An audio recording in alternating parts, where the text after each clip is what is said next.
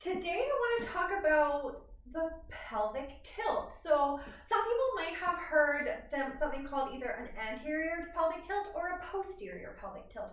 And what that means is an anterior pelvic tilt is the pelvis coming anteriorly. So think about the pelvis as kind of like a bowl here. That bowl is sort of tipping forward. That's an anterior pelvic tilt. A posterior pelvic tilt would be the opposite. So the pelvis is going back. That means this kind of bowl here is dipping backwards. So the pelvis is getting tucked underneath. That upper portion of the pelvis is tipping backwards. That is a posterior pelvic tilt. Very exaggerated versions. Anterior pelvic tilt, a little bit more curvature through the low back, maybe some splaying through the ribs or the abdominals, and kind of like an opening through the pelvis in the back here, whereas a posterior pelvic tilt would be the pelvis is tucked underneath you, you're maybe sort of like crunched through the midsection, your low back maybe looks a little bit more flat, and your bum is kind of tucked underneath you. This also can cause, with a anterior pelvic tilt, we might see that the knees are really locked out, and that sort of allows that pelvis to dip forward more, and then the opposite happens with the posterior. We might find a little bit more kind of like bend to the knee, and then the hip flexors are, things are sort of contracted through there. So, and why this can be potentially an issue for people is just the way that we might get stuck in one of these positions or another. The pelvis naturally moves through those positions while we walk, while we squat, while we exercise, while we do different ranges of motion, any type of activity.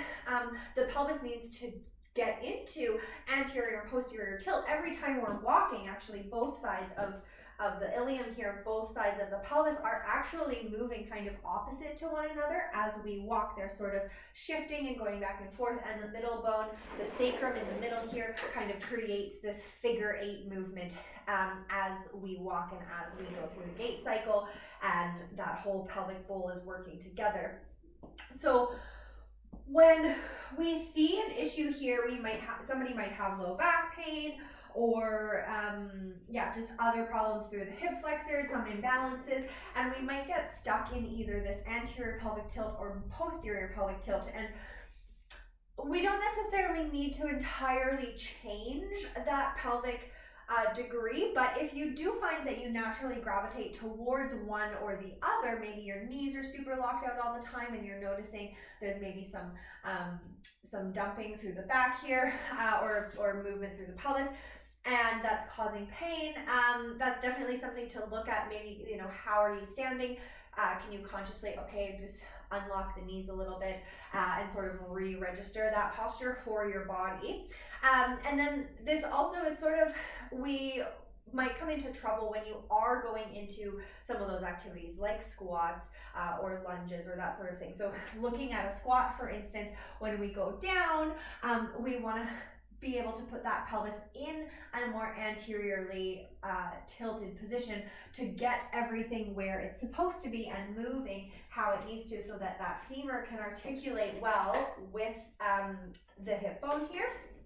And if we're already in an anteriorly tilted pelvis, then getting down in this sort of mid-range might not be such a problem, but then when we get to those lower ranges, we might really have an issue because the pelvis has to work harder to get underneath us and kind of pull forward in these lower squats to get into that sort of more posterior tilt that happens when we are in that deep squat.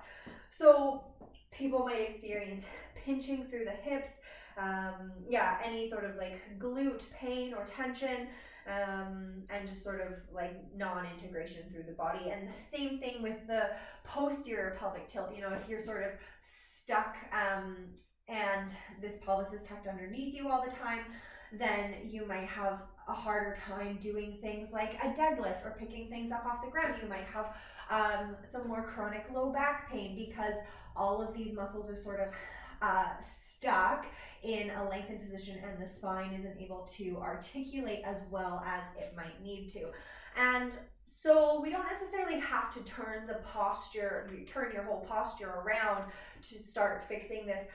One of the best ways that we can do this is actually just to reteach our body how to move through an anterior and a posterior pelvic tilt. So relearning these types of patterns within the body and integrating those muscles so that everything is working a little bit more cohesively. And my favorite way to do that is just on the ground in a bridge position, or on all fours in a cat and cow position here. So I'll demonstrate that. Coming onto all fours here, you can slowly tilt the pelvis up.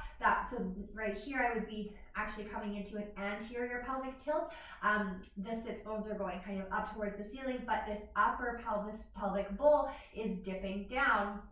And so if you'll remember from the beginning, it's tipping forward. So that's what we're doing here. We're tipping forward. We're opening up through the chest and the collarbones, and then we're going to do the opposite. And so we're going to tuck that pelvis underneath, arch through the back, and then roll all the way up through the chin and chest.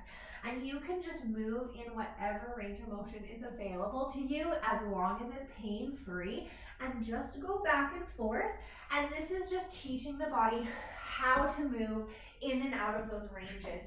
And then as you sort of progress and get more comfortable, maybe a little bit more range on either end, then you can start sort of integrating that into your postures and moving along from there. Thinking about, okay, if you're standing stagnant, can we, if we're really sort of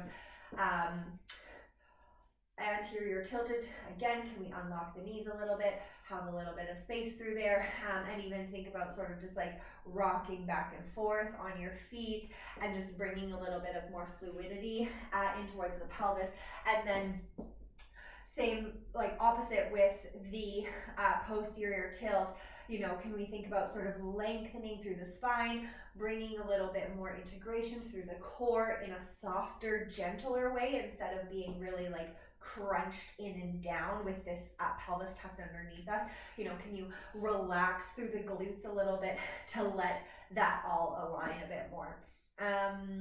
Yeah, and if you have been told that you have either a posterior or anterior pelvic tilt, that's no worries. That's something that you can really work with, and I really encourage my patients to explore and look at, see how they're feeling, and again, doing movements like pelvic tilt on the floor, or that cat and cow like I just demonstrated to get into that pelvic tilt.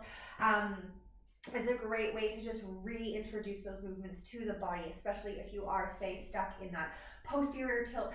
Bring your body through that cat and cow, get into that anterior tilt, and teach your body that it's safe to move within those ranges. And that will free up a lot more space in the pelvis, in the hips, in the legs, to get everything going a lot more.